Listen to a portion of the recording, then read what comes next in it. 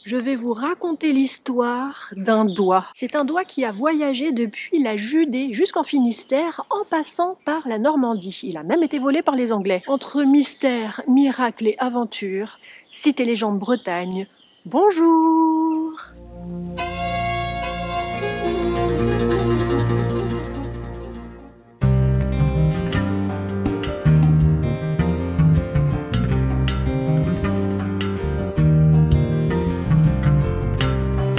Je vous accueille aujourd'hui à Saint-Jean-du-Doigt, une commune qui se situe entre Morlaix et Plougasnou, juste à côté de Lambert où je vous emmenais la semaine dernière, dans un enclos paroissial breton typique qui augure une histoire riche en miracles et en légendes. Saint-Jean-du-Doigt possède le doigt de Saint-Jean, d'où son nom. C'est le doigt qui a désigné Jésus comme étant le Fils de Dieu lorsqu'il a été se faire baptiser dans le Jourdain. La relique est extraordinaire et son histoire complètement rocambolesque, je vous la raconte.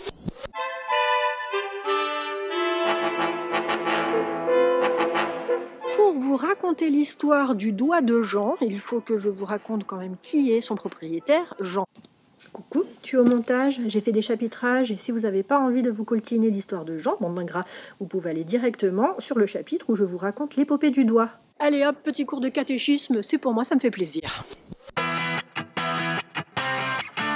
Nous sommes en Judée, au tout début de notre ère, voire un tout petit peu avant. L'ange Gabriel descend du ciel pour prévenir Zacharie et Élisabeth, un vieux couple sans enfant, de la naissance prochaine de leur fils unique. Il s'appellera Jean, il aura un destin prophétique, il sera le messager de Dieu. Zacharie n'y croit pas du tout, Gabriel le rend muet jusqu'à la naissance de leur fils, ça lui apprendra à ne pas croire la prophétie des anges tombés du ciel pour les prévenir. 6 mois plus tard, l'ange Gabriel fait le même petit tour. 6 mois plus tard, l'ange Gabriel redescend faire le même petit tour à la Vierge Marie pour la prévenir de la naissance de son premier enfant. Elle sera enceinte tout en restant vierge. Il s'appellera Jésus, ce sera le Fils de Dieu. Et ben Marie, elle le croit, elle. Jean et Jésus naissent, ils grandissent, mais séparément. Ils sont de la même famille, mais ne se connaissent pas du tout. Jean, devenu adulte, prend la décision un jour de prendre la route pour distribuer son prêche et son sermon en des paroles que je cite. Bande de serpents, changez de comportement, faites-vous baptiser, Dieu vous pardonnera vos péchés. J'en vois pas, c'est écrit dans la Bible. Il s'installe ensuite sur une rive du Jourdain, du côté du lac de Tibériade, pour sermonner, baptiser et insulter. Bande de serpents. Tous les jours, des gens se massent à des kilomètres de queue pour l'approcher. Un jour, Jean s'arrête net devant un homme mystérieux qui s'approche de lui. Complètement assommé par cette visite, il prend un petit temps pour reprendre ses esprits, il lève le bras, il pointe son doigt. Oui, c'est le fameux doigt qui voyagera jusqu'ici en Finistère. Donc il pointe l'index pour désigner le visiteur et il annonce qu'il est le Messie. Il s'agit de Jésus. Ne dites pas que vous l'aviez pas. Là, s'en suivent des politesses. Jean lui dit « Mais non, c'est toi le Messie, c'est toi qui devrais me baptiser. » Jésus lui explique que non, bah non, c'est lui le baptise, donc s'il te plaît, baptise-moi. Jésus reprend sa route pour aller se faire crucifier plus tard. Jean reprend son travail de baptême, d'insultes et de sermons. Bande de serpents. Jean a grandi en Judée, mais il a entrepris son voyage le long du Jourdain et a fini par se poser sur une rive du Jourdain du côté du lac de Tibériade en Galilée. Et en Galilée, à cette époque, le roi, c'est Hérode. Hérode Antipas, le fils d'Hérode le Grand. Et le roi Hérode aime beaucoup les prêches du jeune Jean. Il le trouve sympathique, moderne, sa parole très intéressante. Et Jean, lui, qu'est-ce qu'il fait quand il voit le roi Hérode? Il l'insulte, il le sermonne, puis il le baptise pas. Bande de serpents. Il l'insulte et ça passe comme une lettre à la poste parce qu'Hérode a péché et il le sait très bien. Il a viré sa première femme pour finalement se marier avec la femme de son frère et ça, c'est pas bien. Alors là, je vous raconte la version biblique de l'histoire parce qu'on parle de Saint Jean, mais historiquement, il serait peut-être possible que ça soit la fille de son frère avec qui il s'est marié. Bon, c'est pire, mais soyons précis. Cette femme s'appelle Héroïade et Héroïade, ça lui plaît beaucoup d'être mariée avec le roi, ça ne lui plaît pas du tout que Jean sermonne son mari. Jean le sermonne et l'insulte et en plus son mari aime ça. Ça va pas, non? Un jour, Hérode donne pour son anniversaire une grande fête et la fille d'Héroïade, Salomé, se donne en spectacle et offre au roi une danse. Cette danse, Hérode la trouve magnifique, il trouve Salomé somptueuse, il est touché par sa grâce, par sa beauté, et pour fêter ça, pour la remercier, il lui propose de lui accorder un vœu. Demande ce que tu veux, je te dirai oui, je te l'accorde. Salomé se retire et consulte sa mère pour conseil. Sa mère Hériodade se frotte les mains, se dit que l'occasion est trop belle. Tu vas demander ma fille au roi la tête de Jean. Elle va enfin pouvoir se débarrasser du prêcheur qui veut empêcher son mariage avec le roi. Hérode est surpris, désagréablement surpris, parce qu'il l'aime bien Jean, il n'a pas très envie de faire ça. Mais il a donné sa parole à Salomé devant une foule de convives, il ne peut pas faire marche arrière. Il va voir ses soldats et c'est à contre-cœur qu'il leur demande d'aller arrêter Jean et de lui couiquer la tête. Des fidèles de Jean récupèrent le corps et l'enterrent. Et attention, c'est là que commence l'épopée du doigt. On fait un petit bond dans le temps et nous voilà maintenant un petit peu plus de 300 ans plus tard, au IVe siècle. Règne sur l'Empire romain l'empereur Julien qui décide que le christianisme c'est pas bien et qu'il faut rétablir le paganisme et surtout le culte impérial. C'est mieux le culte impérial. Donc, dans le cadre d'une extermination massive de souvenirs, de reliques, de tout ce qui pourrait appartenir au christianisme, le corps de Jean est déterré et il est décidé de le brûler. Lors de cette incinération, une pluie miraculeuse permet de sauver du brasier l'index de Jean. Les chrétiens sauvent de justesse l'index de Jean et l'envoient à l'évêque de l'église de Jérusalem. Et la relique est conservée ainsi à Jérusalem pendant des centaines d'années. Mais un jour au Moyen-Âge, entre le XIe et le XIIe siècle, les croisades. Les croisades, c'est un pèlerinage militaire armé ordonné par le pape. Dans l'un de ces pèlerinages armés se trouve un noble et sa fille qui proviennent de Saint-Lô, commune de la Manche en Normandie. La jeune fille est une vierge du nom de Thècle et ramène depuis Jérusalem, dans ses bagages, le doigt de Saint Jean jusqu'en Normandie. Comment elle fait ça ? L'histoire ne le dit pas. Enfin, si l'histoire dit qu'elle est vierge, et en tant que vierge, il y a quelque chose de l'ordre de la volonté divine. Donc en tant que vierge, il y a quelque chose de chrétien. Si elle n'avait pas été vierge, ça aurait été plutôt de l'ordre du vol.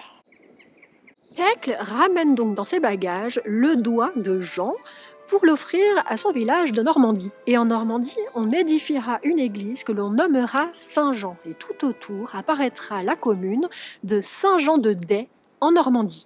Saint-Jean-de-Day, c'est la façon normande de dire Saint-Jean-du-Doigt en normand. Donc ça, c'est entre le XIe et le XIIe siècle. On avance un petit peu dans le temps à Saint-Jean-de-Day en Normandie, au XVe siècle. Près de l'église de Saint-Jean-de-Day demeure un seigneur, le seigneur de Jugan-des-Bois. Jugan-des-Bois ? Du bois. Le seigneur du bois Jugan. Le seigneur du bois Jugan. Et à son service, un jeune breton, natif de Plougasnou, en Finistère. Tous les jours, il va prier Jean dans l'église Saint-Jean et voue un culte, une adoration sans faille pour sa relique. Un jour, ce jeune homme doit repartir en Bretagne et prend congé de son maître. Et ce n'est pas une situation qui le met en joie, car il sait qu'en quittant son maître, il quitte aussi l'église Saint-Jean et sa relique. Juste avant de partir, il retourne une dernière fois à l'église Saint-Jean pour prier une dernière fois Saint-Jean et sa relique et demande dans sa prière s'il est possible, s'il vous plaît, de ramener un tout petit bout, une petite poussière de cette relique avec lui dans ses bagages pour pouvoir le ramener en terre bretonne. Puis il prend la route, dit adieu à la Normandie pour rejoindre sa Bretagne natale. Mais sur sa route, il se passe des trucs étranges. Les arbres à son passage se courbent et toutes les églises sur son passage sonnent. Les gens, ça les étonne beaucoup et ils le soupçonnent d'être un abominable sorcier. Des églises qui sonnent et des arbres qui se couchent à son passage, c'est forcément l'œuvre du diable. Allez hop, on le prend, on l'attache et on le jette en prison. Quand c'est louche, c'est le diable. Coucou, on change de plan. Il pleut, je me mets à l'abri. Qu'est-ce qu'on disait ? On disait que le jeune breton, il rentre chez lui, les arbres se couchent et les églises sonnent à son passage, c'est trop chelou, il se fait arrêter et il est jeté en prison. Alors lui, ça le gêne pas trop parce qu'il est super crevé, donc en prison, lui, il s'endort. Le lendemain matin, le jeune breton ne se réveille pas du tout en prison, il se réveille miraculeusement chez lui, à Plougasnou. Il ouvre les yeux, se les frotte pour être sûr de ne pas rêver, et constate avec un grand étonnement qu'il se trouve près de la maison de son père. Il se lève tout joyeux, dévale la vallée en courant, et les ormes et les chênes se courbent à son passage. Décidément, arrivé à la paroisse de l'église de Plougasnou, alors dédiée à Saint Mériadec, qui est le saint patron de Plougasnou, la cloche se met à sonner d'elle-même d'une façon extraordinaire. Et ces cloches sonnent de façon tellement extraordinaire que ça ameute le voisinage qui arrive en masse voir ce qu'il se passe. Ils y trouvent dans l'église le jeune voyageur breton venu de Normandie, agenouillé près de l'autel pour prier. Les cierges s'allument d'eux-mêmes, tout le monde est médusé. Il pleut plus, on retourne de l'autre côté. Allez hop, je vous emmène. Tout à coup, le jeune homme est pris de tremblements dans sa main droite, quelque chose bouge sous sa peau. Une chose s'extirpe de son corps et bondit sur l'autel. Il s'agit de la sainte relique, le doigt de Saint Jean-Baptiste, qui a secrètement fait le voyage depuis la Normandie jusqu'en Finistère. Mais oui, je suis bel et bien en train de vous raconter dans le plus grand des calmes qu'un doigt, mort depuis des siècles, a sauté furtivement sur le corps d'un jeune homme pour se faire balader depuis la Normandie jusqu'en Bretagne. Je suis même pas bourré. Le jeune homme est abasourdi, son vœu le plus cher est exaucé, il va pouvoir continuer à adorer et vouer son culte à la relique. Il reprend ses esprits et se tourne vers le peuple médusé par ce qu'il vient de se passer. Il commence alors à raconter son histoire et explique que la chose qui est sortie de son corps n'est autre que le doigt, la sainte relique de Saint Jean le Baptiste. La relique est vénérée dans cette même église qui se nommera désormais l'église Saint-Jean-Baptiste. La paroisse affiliée à Plougasnou formera une nouvelle commune qui s'appellera Saint-Jean-du-Doigt. Depuis, on dit que le doigt reliquaire est la source de guérison miraculeuse et la réputation est tellement grandissante qu'elle arrive quelques années plus tard jusqu'aux oreilles de la duchesse Anne de Bretagne. Et ça tombe bien car Anne de Bretagne a mal à un œil et ne sait plus quoi faire pour soulager la douleur et guérir. Elle décide donc de partir en pèlerinage jusque Saint-Jean-du-Doigt. Elle assiste à la grande messe et se fait appliquer le doigt sur son œil qui guérit sur le champ. Un peu plus tard, en 1489, les Anglais débarquent à la pointe de Primelle. Ils pillent les maisons alentours et s'emparent du doigt reliquaire pour le ramener en Angleterre et l'offrir à leur roi. Ils sont pas gentils les Anglais. Mais arrivés en Angleterre, lorsqu'ils ouvrent le coffre, ils constatent que le doigt n'y est plus. Le doigt était reparti tout seul rejoindre son église bretonne. Les Anglais, en punition de ce vol, deviennent aveugles et repartent à Saint-Jean-du-Doigt demander pardon. Ils recouvrent la vue. Depuis, Saint-Jean-du-Doigt est un lieu de pèlerinage réputé et très fréquenté, et paraît-il, des miracles ont encore cours aujourd'hui. Bande de serpents. Voilà, je vous remercie d'avoir suivi cette vidéo. J'en profite pour faire un petit coucou à nos amis de Normandie. Je remercie chaleureusement la mairie de Saint-Jean-de-Day qui m'a fourni des informations qui m'ont permis d'écrire le script de cette vidéo. Je vous remercie d'être là un petit peu plus nombreux chaque semaine. N'oubliez pas le like, le commentaire, le partage, l'abonnement. Ça me permet d'être plus visible sur YouTube. Moi, ça me fait plaisir, ça m'encourage. La semaine prochaine, nous nous retrouvons pour de nouvelles aventures bretonnes. Et en attendant, je vous dis, Kenavo Arvéchal!